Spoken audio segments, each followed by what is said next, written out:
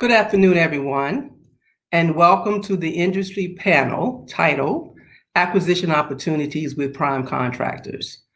The previous two panels, the federal panels, was so far has been so invaluable and filled with so much information. So I asked all of you all in attendance to please follow up with those agencies to gain more insight into the agencies and figure out how you can participate with them.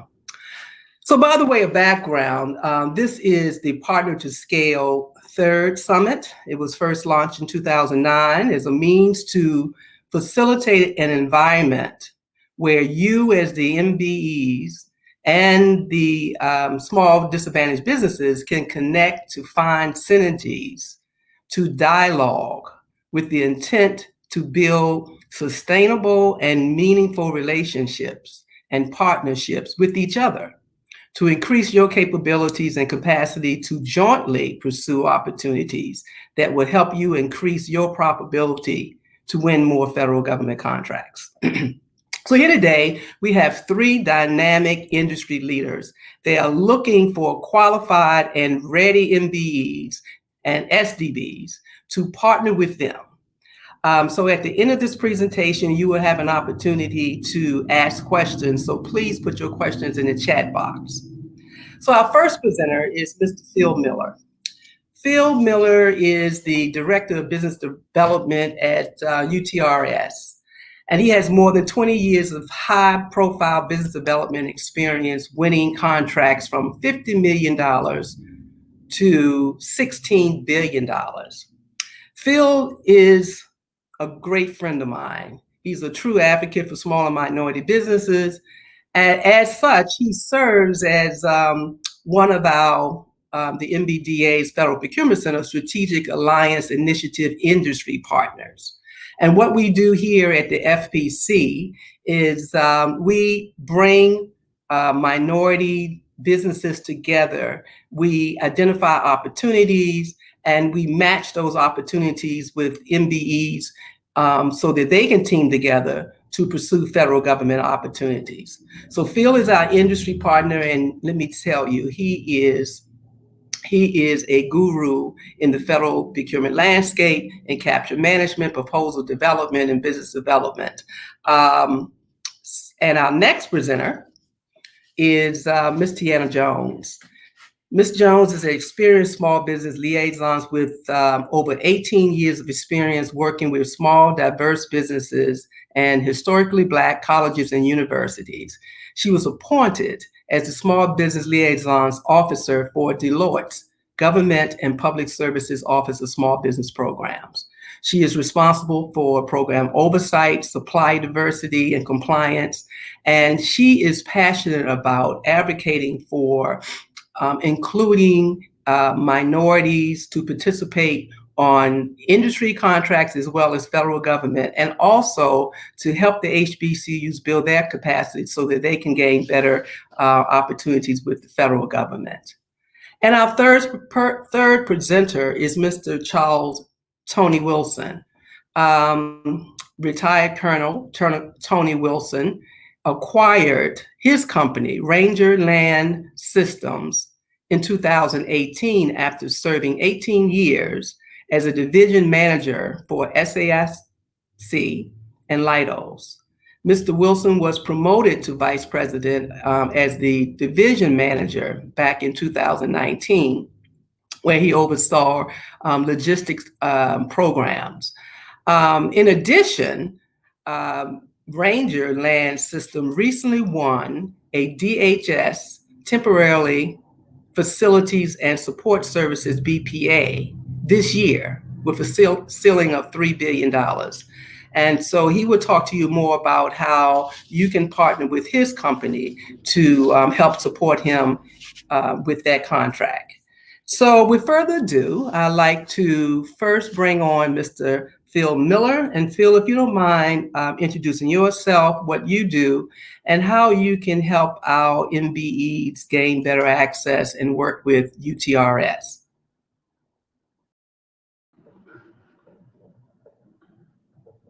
Well, thanks, Gail. Good afternoon, everyone. My name is Phil Miller, and I am the director for UTRS Business Development. And what we're doing right now is we're looking for as many partners as we possibly can to go after opportunities, understanding a little bit about where the government contracting is going these days. In that is, trying to meet these small business numbers.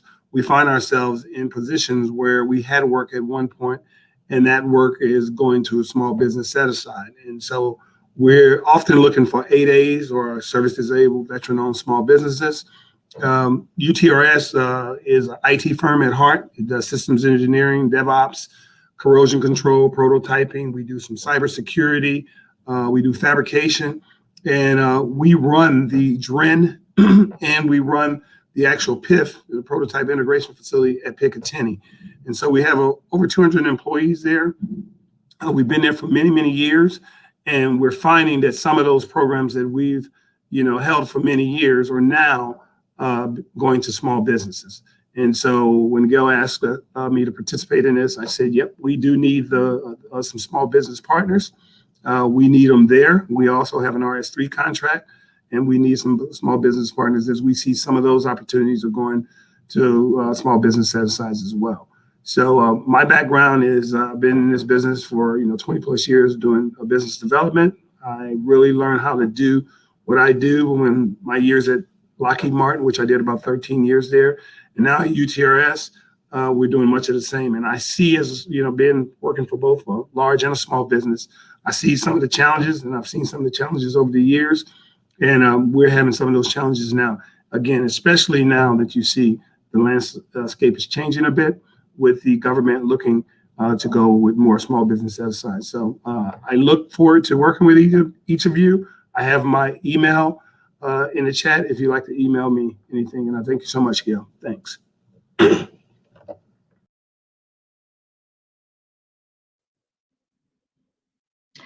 Good afternoon. Thank you so much, Mr. Marks and MBDA, for the invitation to speak on this panel and for the opportunities to speak to some of my heroes.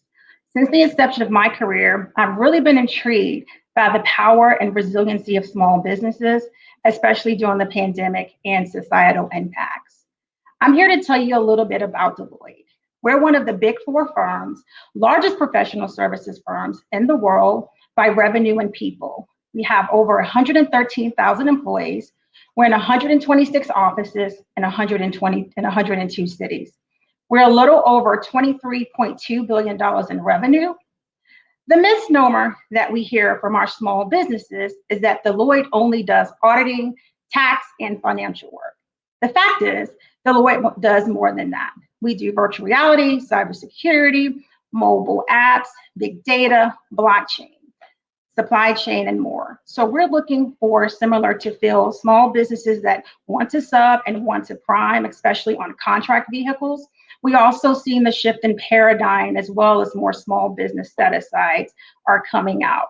We also develop robust mentorship programs. Some of them are formal and informal, recognizing that small businesses are often resource constrained in time, and sometimes contracting officers can be risk averse. So our programs are geared to ensuring that we are a strategic partner for all of our suppliers. I support the Deloitte Office of Small Business Program, and as Mrs. Bassett mentioned, since 2017. But our small business program is not handled alone by our office. We leverage the highest level of relationships within our firm with our suppliers and our partners. Some of the partnerships and programs include partnership with U.S. Supplier Diversity, our Black Action Council, which has a supplier diversity and small business pillar, as well as an HBCU pillar, and also our diversity, equity, and inclusion. And I mentioned some of our mentor protege programs and our outreach and events are going to be very key, and we recognize the shift in the market. We are looking for minority businesses to support us in a variety of sectors, one being our defense, security, and justice, our federal health, our civil government, our state, local, and higher ed, and lastly, commercial. So thank you again, and we look forward to continued conversations.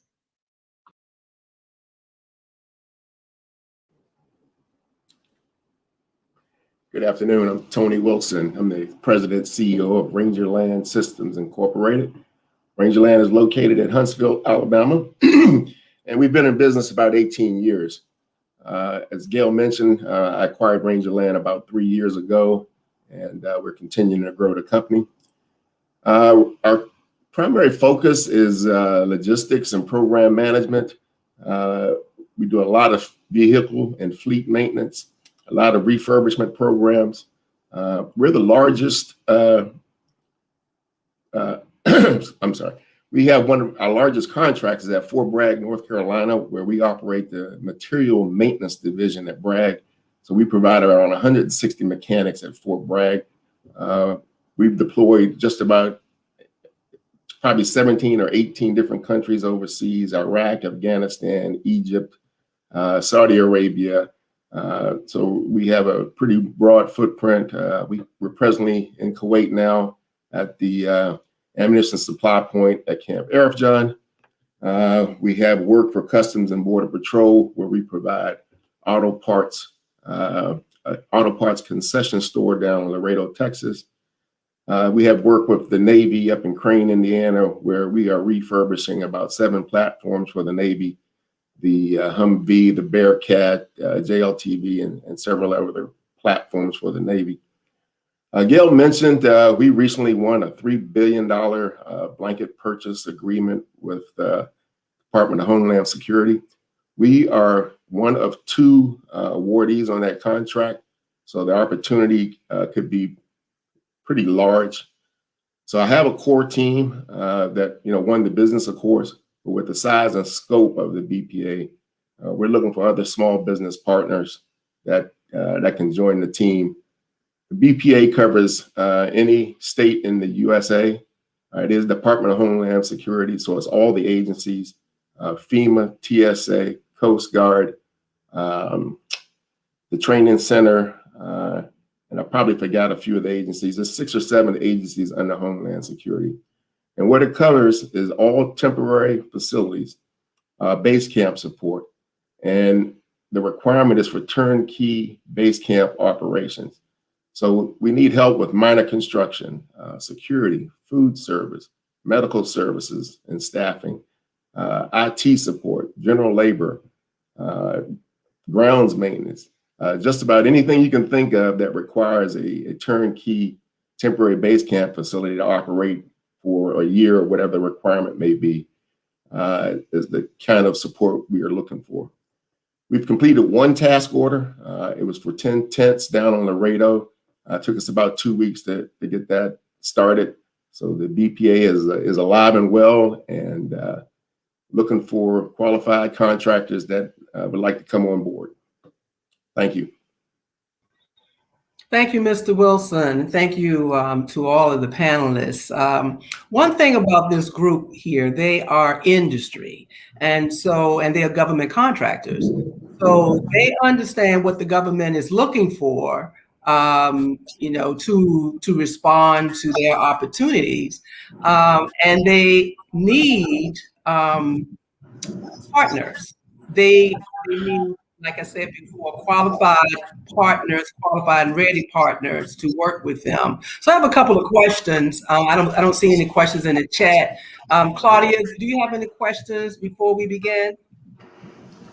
Yes, we have a question. How can an SME leverage the mentorship program?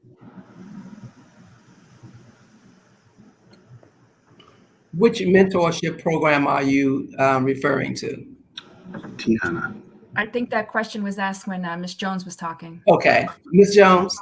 Yeah, absolutely. So the first step is registering in our vendor portal. And so all of our informal mentoring programs and Deloitte Business Executive Training Series are open to all minority businesses, whether you do business with Deloitte or not. So that's the first step. And then we'll add you to our calendar of events for sure. So Claudia, you have any more? For Mr. Wilson, can you share food service contact, location, amount needed? We have a women-owned food vendor who might make a good match. So yes. So right now we're waiting on additional task orders. as a task order comes out, then we respond to the government. So the food service requirement will be based on the task order that's provided. But certainly send your contact information to my email and we'll get in touch, and we will certainly add you to our vendor list. The initial task order didn't require food services. It was only, facilities and tents and generators, but it's a 5-year contract, so we're expecting a lot of work. Okay, Phil, I have a question for you, and just for the audience to know, the Minority Business Development Agency's Federal Procurement Center currently engages in what we call the Strategic Alliance Initiative. And this is where we bring in, normally it's the FPC clients. So if you're not an FPC client, you need to join the FPC, Federal Procurement Center. But we bring these businesses together, and like I said, we identify opportunities so that we can team together. So, Phil, there was a time, or there was an opportunity where one of our clients was responding to an RFP, but they needed a clearance, a TS FCL clearance, and you were walking her through an approach to help her get that. Could you explain, or some other NBE who may be seeking to do this themselves who do not have a TS clearance? Yeah, Gail, here it's a little difficult, right? It's a little difficult because the government is not in the business of handing out clearances, right? You have to have a reason or contract in order to, really, get a clearance, which means you have to have a sponsor. And so what I was talking to one of our partners about is, in order to get to be sponsored, typically companies want to see that you're doing some work with them. So, and many companies aren't in the business of just handing over, work in order for you to now have a subcontract agreement with them in order for them to be able to sponsor you. So we were looking at some approaches like, okay, can we go after some low-hanging fruit opportunities where we see that, okay, we can get you some work, or is there some positions that we need filled? And so if you can go fill the position, then under a contract that had a TSSE I requirement or a TS requirement, if you can fill that position, then we can go and sponsor you. And in some cases, we even discuss whether you were doing something currently and maybe wanted to do some swapping of positions, right? Where you bring a company on board, if it's not UTRS or another company, and then they bring you on board, and then we know that they have a top secret security clearance and they sponsor you, or we sponsor you. So the approach is you have to have work under a government contract that requires the TS. And in order to do that, right, there has to be a subcontract or some type of agreement between you and that prime that allows you to be able to be sponsored for the clearance. And so the approach would be, or the approaches would be, one, swap out positions and opportunities, and so that we can get you sponsored. Find someone within our network, our teaming network, that has the TS facility clearance, and swap out there, or bring you on there to fill a position, or fill a position with a UTRS. But there's not, and it's so unfortunate, right? It's unfortunate because on one hand, you want to win new business, but then the government is saying you need a facility clearance, right? So you have to get a facility clearance. It's the chicken and egg thing. So I'm interested in talking to folks about that and trying to help where we can help with that. My email is there. But basically, in order to be sponsored, you need to have work by that prime. And so those are the approaches that we could take in order to do that. Thank you, Phil. Mr. Wilson, I have a question for you. Many companies definitely would want to partner with you on this BPA. Can you just briefly, and I know your task orders haven't come out, but I'm sure you had some kind of statement of work when you applied for the BPA. Tell us what are some of the core competencies that you're looking for? And maybe you can, these companies can maybe send you their capability statements if they think that they match some of those core competencies. Yeah, so part of the requirement, we had to perform or submit requirements against the sample task order. And the sample task order required a complete base camp for 1,000 people, turnkey. And that meant everything.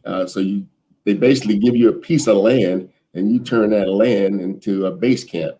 So it was, grounds maintenance, grounds clearing, setup of tents, setup of modular structures, then outfitting those modular structures to include televisions and security cameras, fencing around the structure, medical facilities and medical staffing, food service facilities, food service staffing, and food service operations. And you required to operate this thing 24/7. So it's a complete life support system, if you will. So all those things involved in life support, and then you go in and you have to clean the areas daily, latrine facilities, water facilities, 100%. That's the requirement out of the task order. The government is going to turn over an operation or tell you to establish an operation and then operate it for X number of months or years. Thank you. Did that answer the question? I'm sorry. Yes, thank you. Okay. Now, do you have to have a DOD past performance to work with you? To work with me, no, of course. You don't have to have past performance. Of course, it's beneficial. We want folks that are completely experienced because this is, it's kind of a no-fail effort when you have an emergency requirement. But as large as the scope is, I'm pretty sure we can accommodate folks that don't have past performance until they have, proven yourself, if you will, and then, get additional work. But I'm open to discussing with anyone that has a capability what they can perform and what they're willing to perform. And of course, it's regional. So right now, a lot of the work looks like it's in Texas and Arizona, California, those areas. But because FEMA is also a partner, any disaster support could be a requirement anywhere in the U.S. So that's why I need a broad range of customers that are in other locations, or broad range of support that's in other locations. Thank you. So, Ms. Jones, I have a question for you. Oftentimes, it's difficult to know what the forecast of opportunities are with private companies. So is there any kind of, or can you tell us what's the best method to understand what kind of opportunities that you may have for a small business or that you're seeking? Absolutely. Thank you so much. So we do not post our opportunities publicly for obvious reasons. However, there are sites like FPDS and other government websites that show past performance where Deloitte has performed. So I would highly encourage small businesses to go there. Also, to meet with our Office of Small Business Programs. If there's an opportunity that you're seeking or a client, we can help navigate you to the right engagement team within Deloitte. And so I go back to my comment about making sure that you're registered in our portal, because we do have information that we send out there. Right. So are there any, okay, and thank you for that. The website was just up. And I forgot my question, but the website just popped up for the audience. They can go to your portal. And so is there a pre-qualification application, Ms. Jones, when you go into the portal? So you would populate your company name, your stats, your past performance. All vendors are welcome. And if there's an opportunity match, then my office or an engagement team will contact the small business. Okay. I will say this, for small businesses to be as descriptive as possible, because when we're looking for opportunities, they are time sensitive. So if you're missing information and you don't have everything populated, then we're probably going to go on to the next vendor that did. So making sure not only our vendor portal, but your websites are also up to date so that we can reach you. Okay, great. Claudia, do you have any additional questions? There's a general question for all the panelists. What might be the biggest challenge each of you are facing in sourcing the vendors you need to continue to scale up? That I can- is for anyone. Yeah, I can take that question. I say oftentimes too, and this is two-pronged, having vendors that really are good in certain swim lanes. I know we get a lot of vendors that say we can do it all, but really when we have a contract, we have to execute on that, right? So having small businesses that know how to perform work that is vital to our client and client mission, sometimes that is a challenge. I would also say there are small businesses on the flip side that really bring good capability, but they may not be proposal ready or know how to effectively market. So this is why we developed a lot of mentoring and training programs to help our suppliers become more client ready, not just for. Thank you. And if I can echo a little bit on Tiana's comments, is what we look for in small businesses is typically we don't want the small business that says they can do everything, because we know pretty much in most cases, they're not solvent enough to take on really big opportunities like that. And they probably really don't have that bandwidth. And so we look for those small businesses that has really niche capabilities. So if you have something that you really spent a lot of time in doing and learning and understanding, we want that small business to be part of our team, opposed to the small business that says they can do everything. And also, typically, and this is just unfortunate for a lot of small businesses, that's why it's so critical that you get into really good relationships with some of the larger businesses. When it comes to small businesses, you want those small businesses that have products or niche capabilities. The ones that are doing cedar work, right? That typically does not do a whole lot for you and your team unless they have really, really good intimacy with that customer. And then that becomes, something that they can sell. Oftentimes I talk to small businesses about if you have nothing, no proposal, right? No really niche capabilities, you're just starting out, I say, do you have intimacy with a customer? Because if you have intimacy with a customer and the customer wants to see you succeed, there's a way that I can help you. And we've done it to help you succeed, because we would do all the solvency for you. We would do everything, that intimacy with that customer. So there's many times when folks are just recently retired and they have the opportunity to go back into that PM shop and maybe get a project or get an opportunity. That's perfect. They have nothing else except that. That's enough, because I've sat with many of small businesses or people who are recently retired and worked through it, and we've gone and made sure that we help that company grow. So just so you don't feel like you don't have anything, the one thing you always have, if you always have your relationships and your intimacy. Thanks. That's it. So Phil, I have a follow-up question for you. How do you as a small business handle such an operation financially? And does the government provide any upfront funding? Typically, no upfront funding. I know at UTRS, we don't have a problem putting money up front for the right opportunities. So if we have a small business and say there is something that we need to do, set up an office or location or do something like that, if the opportunity is right, and it's going to be right. If they have the right intimacy, if the customer wants us to come and meet those requirements, I put the team together, we meet the requirements, and we help that small business grow. One of the things I also talk to small businesses about is, because we have an IDIQ, like an RS3, if you do a registration and you get a task order, and if we build the task order right with enough, I would say, depth and breadth, then it could be a great instrument for growth. Because now all of the folks that want to see your company do well, again, back to your relationships, they have a vehicle, if you will, to get to you. And that's that task order. So I've used that approach as well. Okay, thank you. I'm going to ask you to talk about Phil, if you don't mind, to talk about the strategic alliance initiative that we have at FPE, at the Federal Procurement Center.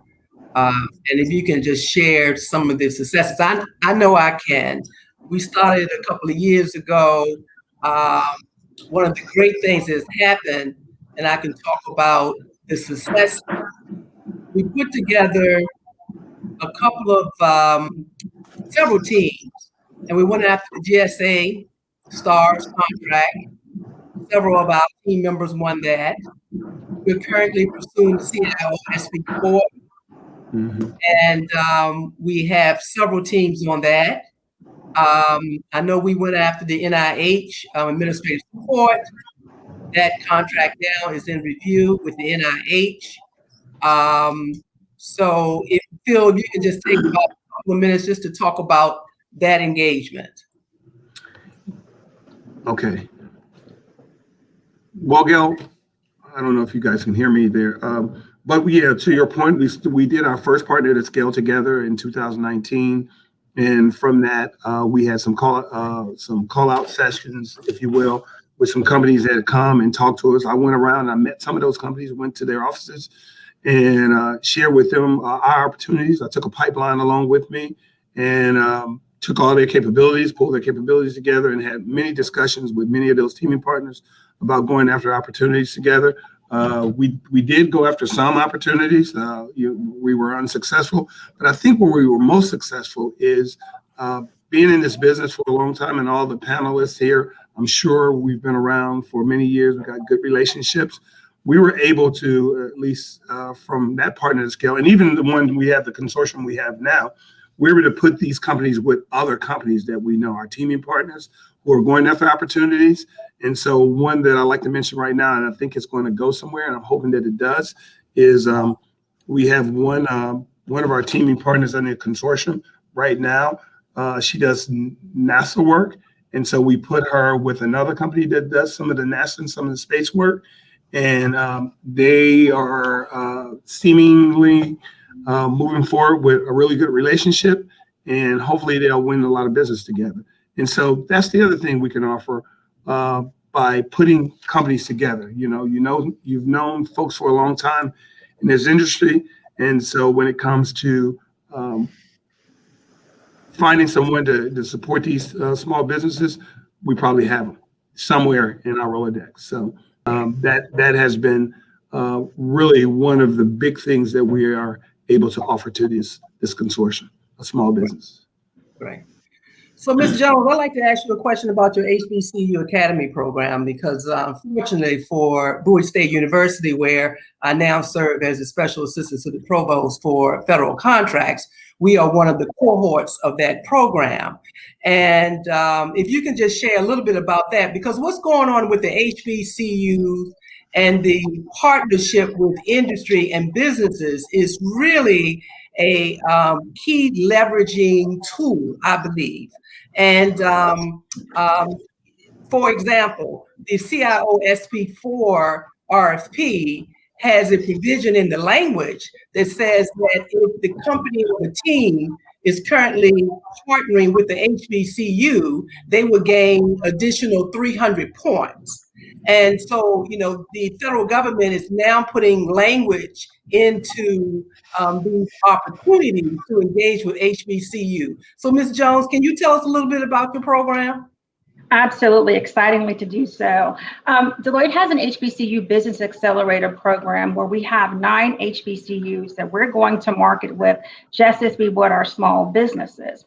The HBCUs want to be considered for subcontracting opportunities and not just grants. So we're developing mentor-protege relationships with them. I'm happy to announce that Ms. Bassett is also a part of that journey with us, and really looking at HBCUs from a talent perspective. They bring a lot of capabilities, some untapped, right, that we will help to shape. And I think often a lot of folks give HBCUs money, but not showing them how to really fish and survive. And so we're going beyond the grants, and we're going beyond the norm to develop a creative contracting approach that we will hopefully pilot to other HBCUs, and also encourage our HBCU partners to bring another HBCU along on this journey. And so we are doing this with the White House initiatives on HBCUs and some of our government clients. And so if you're a small business and you're looking to expand your talent, definitely look into HBCU students. They really have a lot of talent. We definitely do. Thank you, Ms. Jones. We do have a lot of talent in the HBCUs, from research to tech transfer to students who are graduating and are qualifying. We have Amazon and Microsoft and Facebook that are snatching our students actually sometimes before they graduate.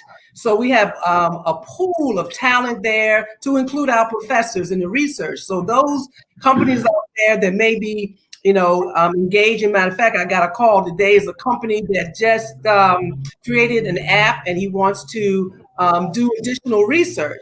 These HBCUs are a tool for you to help you do the additional research, and you all can partner to actually go after some of these SBIR, STTR contracts, and take your concept to market. And the HBCUs is a great tool to do that.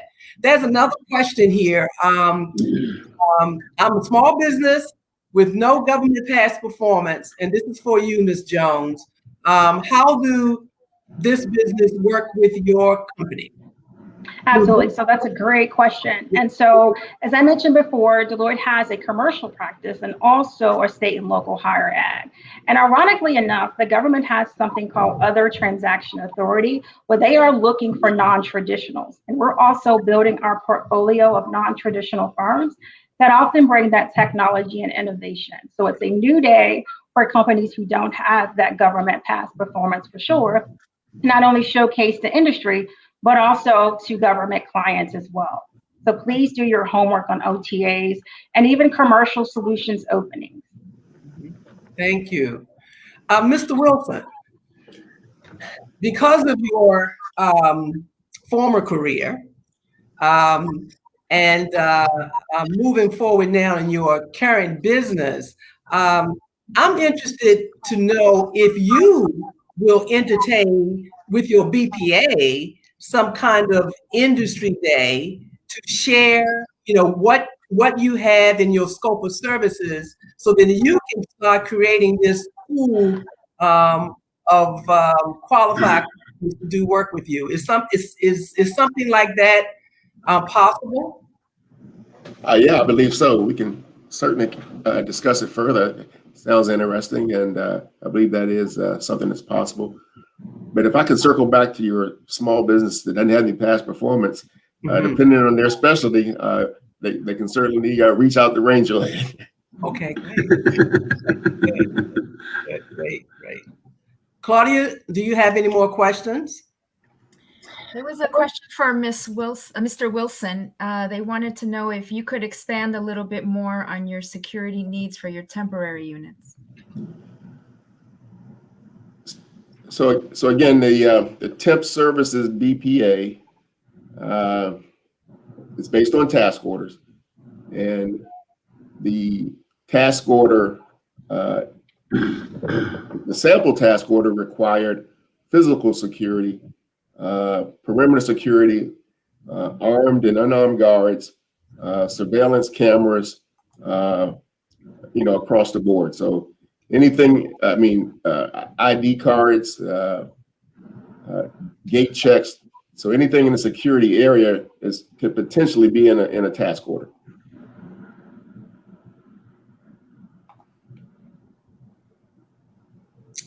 Claudia, do you have any more questions? There's a general question for all the panelists. With both the internship program and the service delivery, might there be a need to provide training?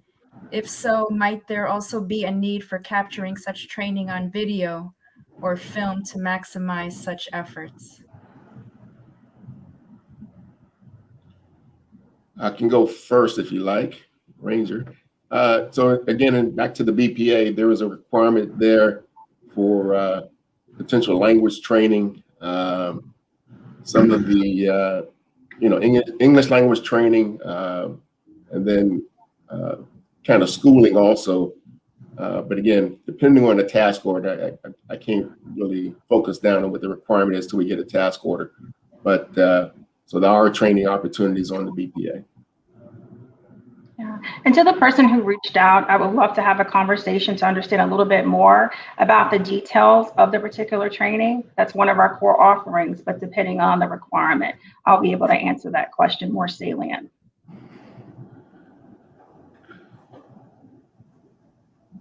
Phil? Same here. I think we get training requirements that come up, and those training requirements come up for various opportunities. Recently, we needed someone to do a full-scale video production for orals, right? So we were going to storyboard our orals and have someone come in and record all of that. And so I was feverishly looking around for someone to do that.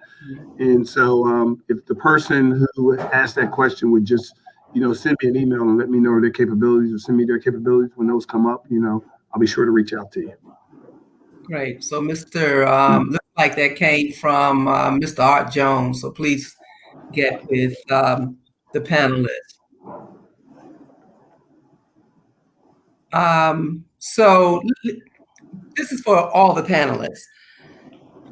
If you had I wish the small business did this or could do that for us, what would that be based on some of the opportunities that may come to your company? What would you advise a small business to really prepare themselves before they come talk to you? Because oftentimes all businesses will say, I have this capabilities, put me in front of the project manager or the program director. So what tips and advice could you offer to this small business before they actually come to meet with you? What should they do? And I can take that question. I probably hear this all the time, but do your homework. There are many entities within Deloitte, and also understand your teaming position. Do you want to prime? Do you want to sub? Also determine what capabilities you can perform on that PWS or SOW area. So being really clear and not just saying, I want to partner with Deloitte. Be very intentional would be my biggest ask of small businesses for sure. And Phil, looks like you wanted to say something. Yeah, I would say two things, right? And I'm going to go back to, whatever you want to do, understand, like, if you're going to bring an opportunity to the table, make sure that you have intimacy with that customer. If you're going to bring an opportunity to the table, if you're coming to be part of an opportunity, I'm going to kind of echo what Tiana was saying but I'm going to say it more like, know your offering, know what you are offering, because if you know what you're offering, it's easier for me to kind of match you up with the opportunity that we're pursuing. So it can't be I can do everything. It has to be, for us, it has to be kind of niche, and it has to be know your offering.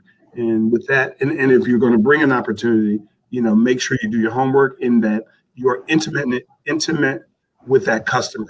And so that'd be it for me. So Phil, as a follow-up to that. Oh, I'm sorry. No, finish with Phil and then come back.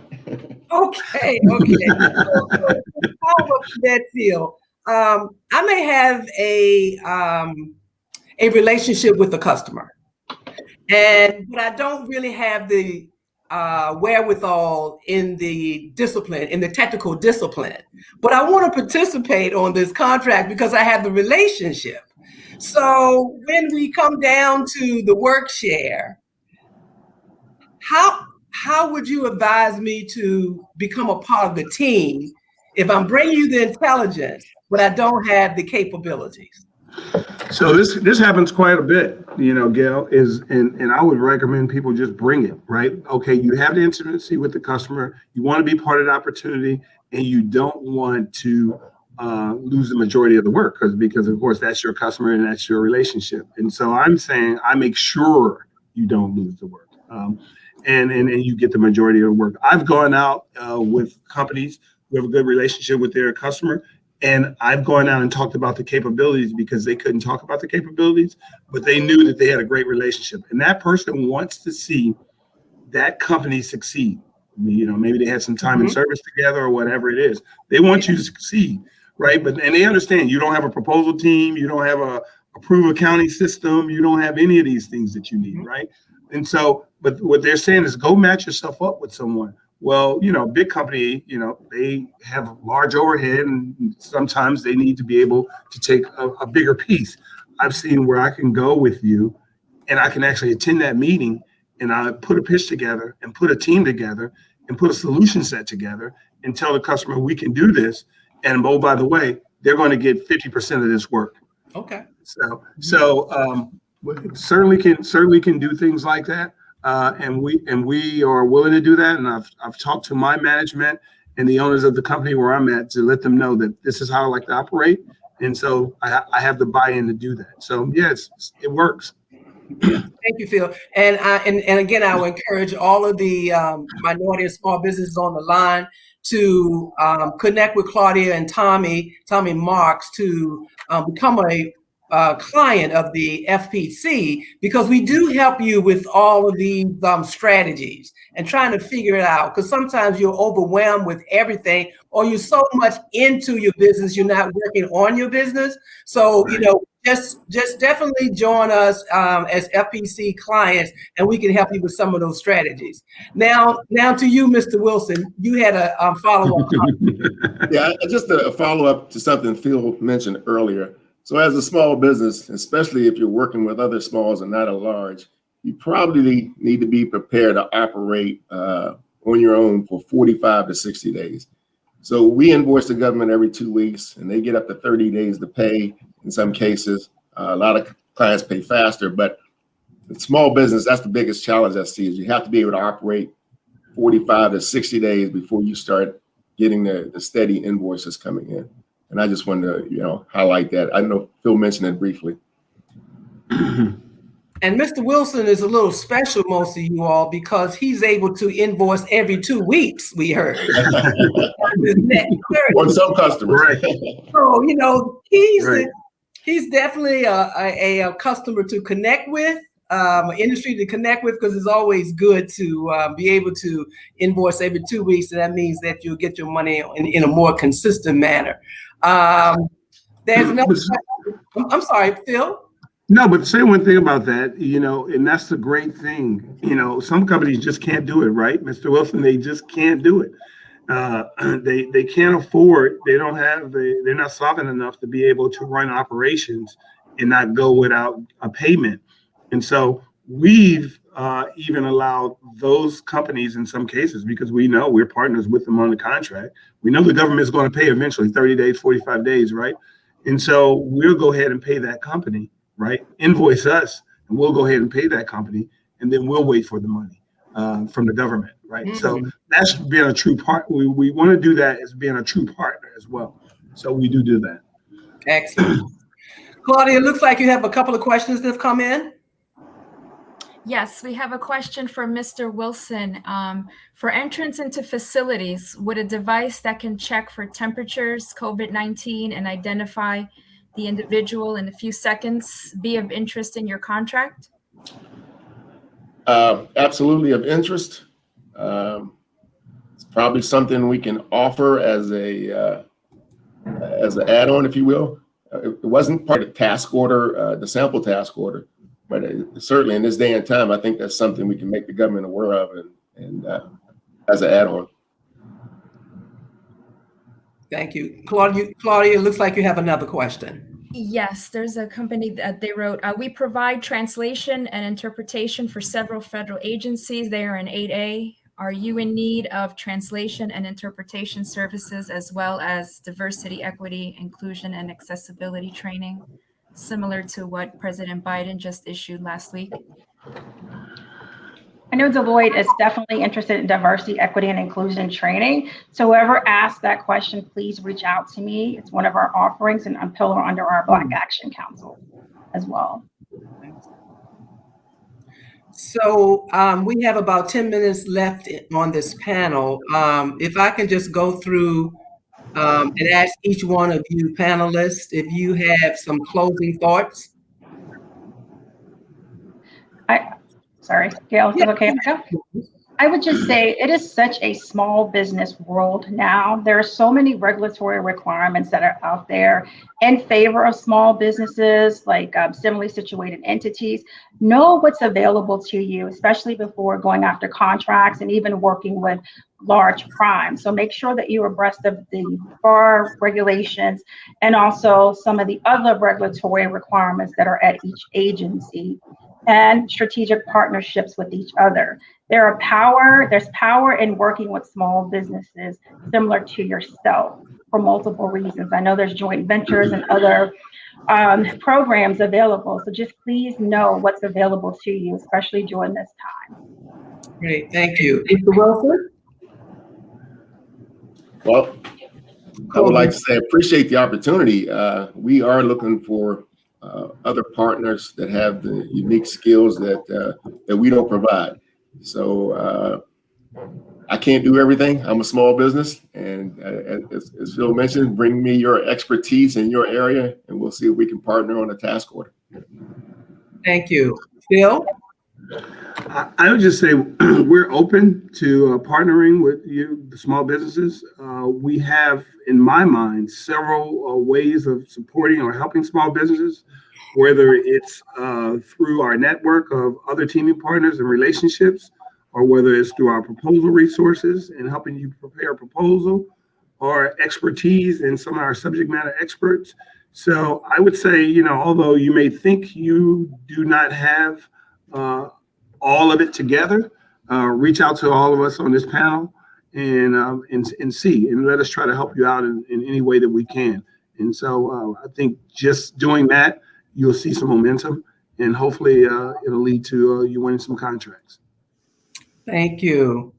So again, I'm going to encourage all of these small and minority businesses and industry, if industry is on the call, and federal government, if you're on the call, to engage with the Federal Procurement Center, because it is our charge to help all minorities who are interested in gaining better access to federal government contracts, to help you navigate through this. And we have a number of numerous relationships and contacts. And I hope that you all were able to join the federal panel previously. It was stacked with the very influential and federal agencies who are willing to work with you. But it takes industry to understand how to work with federal government, because we are in the trenches. We're the ones that put the proposals together. Is one thing that the federal government is posting the solicitation and preparing the solicitation, but we as industry and small businesses, we have to respond based on the requirements of the solicitation with the solutions that they're looking for. So I definitely encourage you to join the FPC. And also there is another panel immediately after this. We're doing roundtable discussion also. So I ask you to tune into that. That's the resource panel. And Claudia, if you have any additional follow-up regarding the summit, if you can please announce that. No additional, other than that the next session starts at 1:10.